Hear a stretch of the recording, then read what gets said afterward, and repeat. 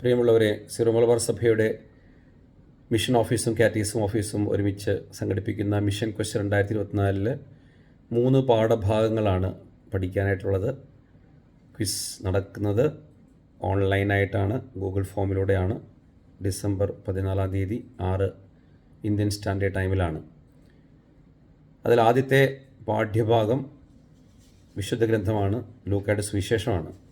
3-ാമത്തെ അധ്യായം മുതൽ 17-ാമത്തെ അധ്യായം വരെ ഭാഗത്തു നിന്നാണ് ചോദ്യങ്ങൾ വരുന്നത്. അത് നമ്മൾ സ്പെസിഫിക്കായിട്ട് പറഞ്ഞിരുന്നു, യേശുവിൻ്റെ മിഷൻ ചിന്തകൾ അടങ്ങുന്നതായിരിക്കും ക്വിസിൻ്റെ പ്രധാനമായിട്ടുള്ള വിഷയമെന്ന്.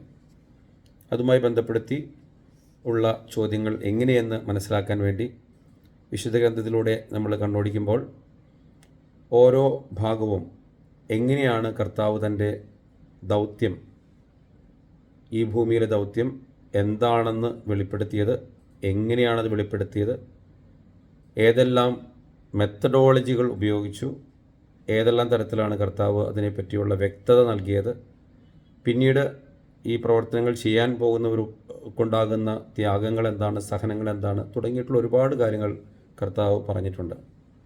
സ്പെസിഫിക്കായിട്ട് പോയാൽ സ്നാപയോഹന്നാനാണ് യേശുവിൻ്റെ മിഷനെ പറ്റിയുള്ള കാര്യങ്ങൾ വ്യക്തമായിട്ട് സംസാരിച്ചത്.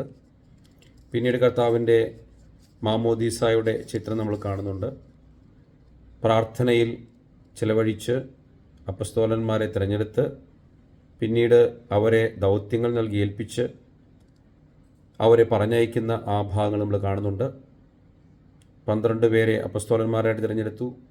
പിന്നെ 72 പേരെ മറ്റ് ശിഷ്യന്മാരായിട്ട് തൻ്റെ ചുറ്റുമുള്ള ഗ്രാമപ്രദേശങ്ങളിലേക്കും പട്ടണങ്ങളിലേക്കൊക്കെ അയച്ചു. അവിടെ കർത്താവ് തൻ്റെ ദൗത്യം അവരെ ചെയ്യാനായിട്ട് പഠിപ്പിച്ചു. പിന്നീട് മുന്നോട്ട് പോകുമ്പോൾ ഒരു ശിഷ്യനുണ്ടായിരിക്കേണ്ട ഗുണങ്ങൾ, ശിഷ്യത്വം ആവശ്യപ്പെടുന്ന ത്യാഗങ്ങൾ തുടങ്ങിയിട്ടുള്ള കാര്യങ്ങളൊക്കെ നമ്മൾ കാണുന്നു.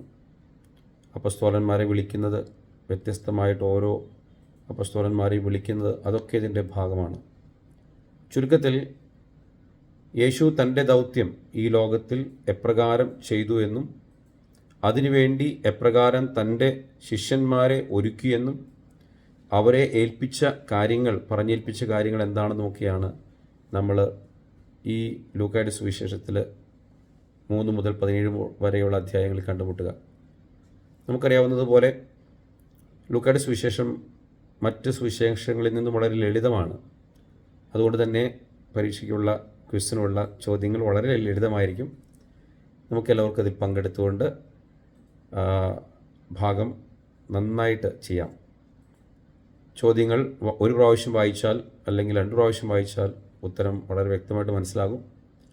75% ചോദ്യങ്ങളും വളരെ ലളിതമാണ്. അതുകൊണ്ട് ധൈര്യമായിട്ട് ആ ഭാഗത്തെ പറ്റിയുള്ള ക്വിസിൽ പങ്കെടുക്കാനായിട്ട് സ്നേഹപൂർവ്വം ഓർമ്മിപ്പിക്കുന്നു. Hearty welcome.